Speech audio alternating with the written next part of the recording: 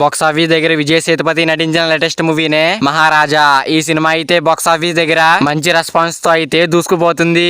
షోకి కలెక్షన్ల పరంగా మంచి జోరును అయితే చూపించి డే 1 కలెక్షన్ల పరంగా చూసుకున్నట్టయితే మన 2 తెలుగు రాష్ట్రాలతో పాటు తమిళనాడులో ఎక్స్ట్రానరీ కలెక్షన్లు అయితే డే 1 అయితే సాధించింది.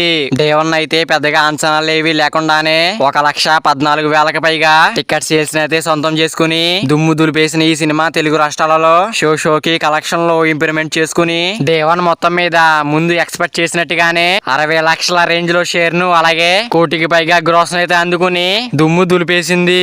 బాక్స్ ఆఫీస్ దగ్గర తమిళనాడులో 3.25 కోట్ల రేంజ్ లో గ్రాస్ వసూలునైతే వసూలు చేసింది.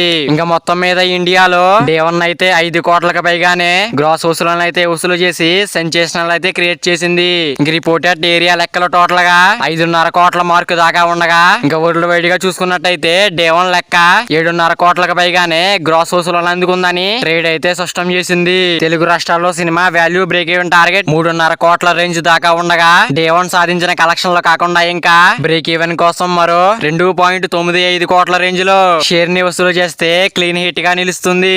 మరి డే 2 ఎలాంటి రెస్పాన్స్ వస్తుందో చూడాలి. మరి విజయ్ సేతుపతి నటించిన మహారాజా సినిమా లాంగ్ రన్ లో ఎంత వరకు వెళ్తుంది అనుకుంటున్నారు కింద కామెంట్ చేయండి ఫ్రెండ్స్. మరి వీడియో అందరూ చేరాలంటే వీడియో ఒక లైక్ చేసుకుని అలాగే ఛానల్ ని సబ్స్క్రైబ్ చేసుకుని పక్కన బెల్ ఐకాన్ ఆన్ లో పెట్టుకోండి. Thank you for watching guys.